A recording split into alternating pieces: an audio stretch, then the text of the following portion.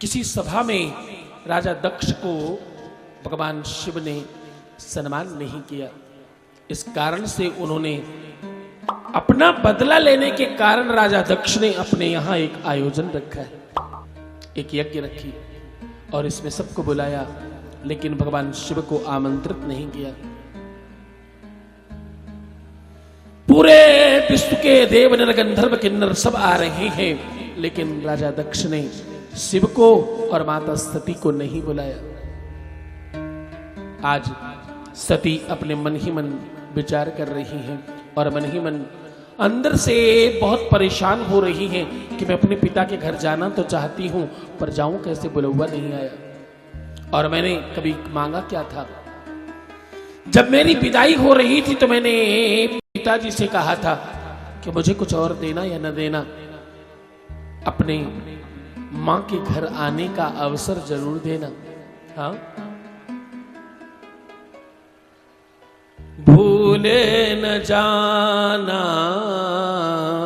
माता सती ने अपने पिता से विदाई के समय कहा था, बोले भूले न जाना फिर भी बुलाना, इतनी सी विनती हमारी,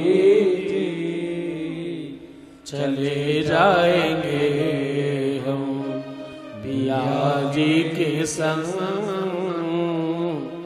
सुन लो वरज हमारे पिताजी, चले जाएंगे हम पिया जी के संग, सुन लो वरज हमारे पिताजी, चले जाएंगे पिया जी के संग, सुन लो अर्ज हमारे पिताजी, चले जाएंगे पिताजी के संग, सुन लो अर्ज हमारी पिताजी, चले जाएंगे हम पिया जी के संग, सुन लो अर्ज हमारी पिताजी, सुन लो अर्ज हमारी। मैंने इतना ही तो मांगा था, इतनी तो बात कही थी, और पिताजी ने ये भी बात नहीं मानी। मन ही मन अंदर से हूक उठ रही है, पर बुलावा आया नहीं है। पूरा दिन निकल गया, सांझ होने वाली है और यज्ञ में आहुतियां शुरू हो गई और आसमान में आहुतियों की खुशबू उड़ रही है और धुआं आसमान तक पहुंचने लगा। अब सती से रहा नहीं जा रहा। सती भागी भागी गई और भगवान शंकर के चरणों में अपना शीश रख दिया। स्वामी, मेरे मन में हजारों प्रकार के प्रश्न उठ रहे हैं। मैं अपने आप को रोकूं तो रोकूं कैसे, मैं रोक नहीं पा रही, और मैं जाऊं तो जाऊं कैसे, बुलावा आया नहीं है। और स्वामी, शंकर एक काम करना, कैसे भी करके मुझे जाने की अनुमति प्रदान करना। मेरे विवाह के बाद पहला अवसर आया है जब मैं अपने घर जा सकती हूं, और मुझे जाने का अवसर मिल रहा, लेकिन कोई बुलाने आया नहीं है। अपने घर जाने के लिए क्या बुलाने की आवश्यकता है शंकर? मेरे नाथ, तुम बस आदेश करो कि मैं आनंद से जा सकूं। भगवान शिव ने कहा, देवी, बिना बुलाए किसी के घर नहीं जाना चाहिए।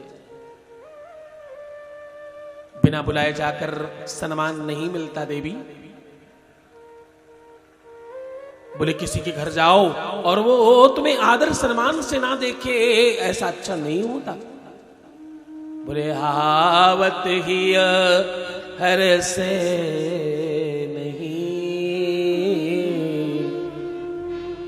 आवत ही हर से नहीं, और मन में नहीं स्नेह, तुलसे तहां न जाए, चाहे कंचन बरसे में। वहां नहीं जाना चाहिए देवी। भगवान शिव ने बहुत समझाया, लेकिन प्रबल कांति तब आ गई जब सती ने भगवान शिव का हाथ पकड़कर अपने माथे पर रखते हुए कहा, स्वामी तुम्हें मेरी सौगंध है, मना न करना। मेरी आखिरी इच्छा समझकर पूरी कर देना। मैं अपने जीवन में कभी तुमसे कुछ और नहीं मांगूंगी। ये मेरी आखिरी इच्छा, ऐसा समझना। और नाथ मुझसे ऐसे ही प्रेम बनाए रखना। भगवान शिव ने बिना मन से सती से कहा, देवी तुम्हारी जैसी इच्छा हो तुम वो करो। मैं तुम्हारे प्रेम के वशीभूत होकर कह रहा हूं चली जाओ। मेरा मन तो बिल्कुल नहीं है सती। माता सती तैयार होकर एक दिव्य परात में थाली में साकल्य लेकर अपने मायके की तरफ जा रही है। और चलते समय कहा, शिव मेरे नाथ मैं स्वयं तो जा रही हूं, लेकिन तुम्हारे किसी गण को भी नहीं ले जा रही। क्यों? क्योंकि बुलावा आया नहीं है। मेरे ससुराल से कोई जाएगा नहीं। जब वो बुलावा भेजेंगे तभी कोई जाएगा। मैं उनके घर की हूं, इसलिए जा रही हूं। माता सती साकल्य लेकर, पूजन की सामग्री लेकर दक्ष की नगरी में पहुंची। द्वार पर किसी ने बहुत अच्छी तरीके से स्वागत नहीं किया इनका। अंदर जाकर साकल्य की परात थाली साइड में रखा और मां के गले से लग गई। माता के कंठ से लगकर बहुत स्नेह किया और बोली, मां ऐसा कैसे करते हो तुम लोग? हाँ, इतना बड़ा आयोजन हो रहा है और मुझे तुमने बुलाया तक नहीं। मां सब समझती है। मां ने कहा, बेटी तुझे नहीं आना चाहिए था। ये कोई यज्ञ वगैरह नहीं है। ये तो तेरे पिता ने तेरे पति से बदला लेने के लिए, प्रतिशोध की अग्नि में जलते हुए उन्होंने इसके लिए किया। और तू समझती नहीं है बेटी, तुझे नहीं आना चाहिए था। अरे मां तुम क्या कहती हो? तुम कुछ भी बोलती रहती हो। तुम शांत रहो, मैं यज्ञ का दर्शन करके आती हूं। सांझ हो रही है। साकल्य की थाली उठाई और यज्ञ मंडप की तरफ चली। अब प्रबल क्रांति आई। जैसे जैसे सती के कदम यज्ञ कुंड की तरफ बढ़ रहे हैं, वैसे वैसे मानो समय की गति रुक रही है और समय की सुई स्तब्ध हो रही है।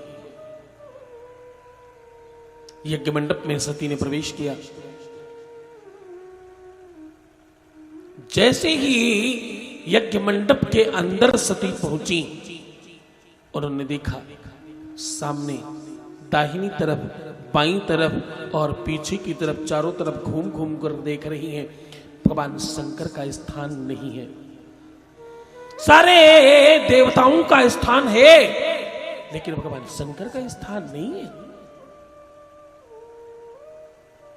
अब सती आश्चर्य में है और सती को मानो किसी ने बिल्कुल आग पर खड़ा कर दिया हो, इस प्रकार से सती क्रोध में आ गई। सती जहां खड़ी हैं, बीच में हवन कुंड चल रहा है और उसके दूसरी तरफ राजा दक्ष खड़े। राजा दक्ष से कहा सती ने, पिताजी भगवान शंकर का स्थान कहां है? पिताजी मैं तुमसे पूछती हूं, भगवान शंकर का स्थान कहां है? राजा दक्ष ने कहा, उस मरकट का स्थान नहीं है। उस अघोरी का कोई स्थान इस यज्ञ में नहीं है, और इस यज्ञ में ही नहीं, आज के बाद विश्व में किसी भी यज्ञ में उसका स्थान नहीं होगा। माता सती को घोर क्रोध आ गया। एक बात कहूं, हमारे देश की बेटियां तब तक शांत रहती हैं जब तक उनके पति का सम्मान होता रहे। चाहे मायके में ही सही, अगर पति का सम्मान न हुआ तो कितनी बार माताएं अपने मायके की दहलीज को प्रणाम करके चली जाती है और पलट कर दोबारा नहीं आती। ऐसा हजारों बार देखा है। हाँ, माता सती ने कहा, राजा दक्ष, कौन पिता और कौन माता? माता सती कह रही है दक्ष से, राजा दक्ष, मैं आखिरी बार पूछ रही हूं, भगवान शिव का स्थान कहां है? राजा दक्ष को भय लग रहा है। कांपते हुए राजा दक्ष ने कहा, उनका स्थान नहीं है। माता सती ने जो हाथ में साकल्य की परात ले रखी थी उसको शीश पर रख लिया और उसको दोनों हाथों से इस प्रकार घुमाया कि वो बिल्कुल सुदर्शन चक्र की तरह घूमने लगा। चारों तरफ धीरे धीरे साकल्य गिर रहा है और तेज कदमों से भागती हुई हवन कुंड की तरफ चली और बोली, नमः संभवाय च मयो भवाय च, नमः शंकराय च महेश्वराय च, नमः शिवतराय च शिवसुदाय च। ऐसा बोलकर बोली, शिव का स्थान था, शिव का स्थान है और शिव का स्थान रहेगा। ओम नमः शिवाय स्वाहा। माता ने अपना स्वयं को आहुति दे दी और स्वयं को भगवान शिव के नाम पर आहुति देकर अपने आप को जला दिया। माता सती का शरीर यज्ञ कुंड में धू धू कर जल रहा है। ये बात जैसे ही सती जलने लगी, भगवान शिव को पता चला और भगवान शिव ने अपनी जटाओं से एक देव को उत्पन्न किया और उस देव ने आकर के पूरी यज्ञ को विध्वंस कर दिया। राजा दक्ष का सर काट दिया, मूसा की दाढ़ी उकाल दी और सारे के सारे जो ऋषि मुनि थे सबको उठा उठा कर पटक पटक कर मारा। भगवान शिव दौड़े दौड़े आए और जलते हुए शरीर को उठाकर अपने अंग से लगाया और बार बार कभी कंठ से लगाते, कभी हाथ में रखते, कभी आलिंगन करते और कभी माता को याद कर जोर जोर से रोते और बोलते। नाना प्रकार से विलाप किया और सती को लेकर पूरे विश्व में भ्रमण करते रहे। माता सती का जला हुआ शरीर जगह जगह टपक टपक कर गिर रहा है और हर जगह एक माता का शक्तिपीठ बनता रहा। पूरे विश्व में 108 और भारतवर्ष में 51 शक्तिपीठ बनी। जहां जहां शक्तिपीठ बनी वहां वहां महादेव ने अपना एक भैरव का स्वरूप बनाकर अपने आप को स्थापित किया। मानो माता सती के रक्षणार्थ, रक्षा करने के लिए भैरव का स्वरूप बनाकर वहां विद्यमान कराया और बाद में सबको क्षमा किया।